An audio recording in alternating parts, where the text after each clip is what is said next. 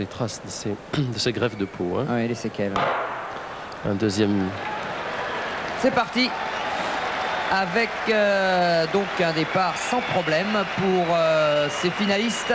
Et on va savoir tout de suite qui va se rabattre.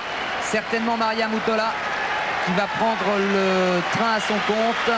Voilà, elle est devant tout en bleu pour l'instant. Laetitia Vriesde à droite en rouge sur l'écran. Nafedila Quirot derrière Maria Mutola. Normal, vous l'aviez dit, alors qu'Afanassieva, la russe, est obligée de prendre les extérieurs, ce qui n'est jamais excellent. Voilà, elle va essayer de maintenant peut-être de se rabattre. Non, elle reste à hauteur de Mutola. Mutola, Afanassieva, Quirot derrière, Laetitia Vriesde en quatrième position du Suriname, maillot rouge à la corde. Voici donc le scénario planté de ce 800 mètres. Joetta Clark, vous le remarquez, l'américaine avec ses lunettes de soleil.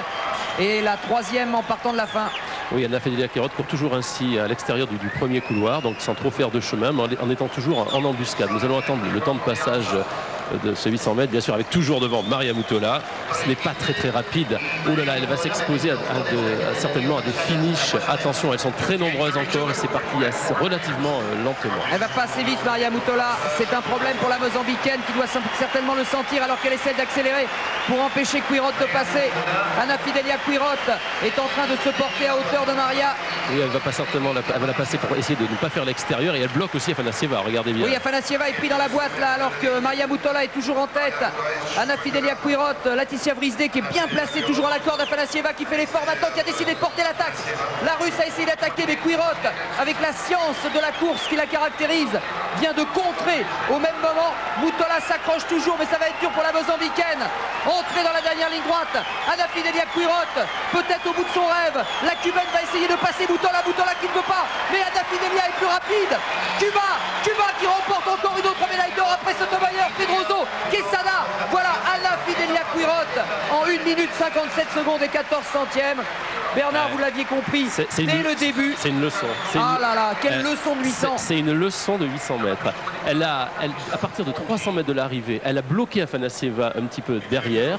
Ensuite, dans le virage, elle l'a promenée au troisième couloir et elle était parfaitement bien relâchée, juste légèrement décalée par rapport à Maria Mutola. Elle n'a pas eu à charge le train, elle a pu se relâcher derrière le tempo donné par la Cubaine et elle a fait un sprint très progressif, très relâché. Elle a une maîtrise exceptionnelle. Je pense qu'au niveau tactique, c'est vraiment très bien joué. C'est remarquable. Hein. 1,57-14 pour Anafidelia Quirot. Et vous vous rendez compte que Maria Mutola perd également la médaille d'argent au bénéfice de Yelena Afanassieva, la Russe.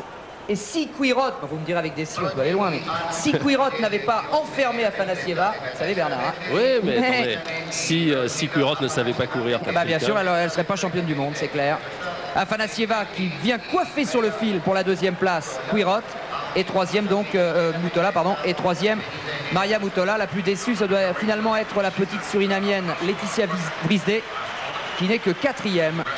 Afanassieva a fait tout le dernier virage à l'extérieur, presque au troisième couloir. Hein.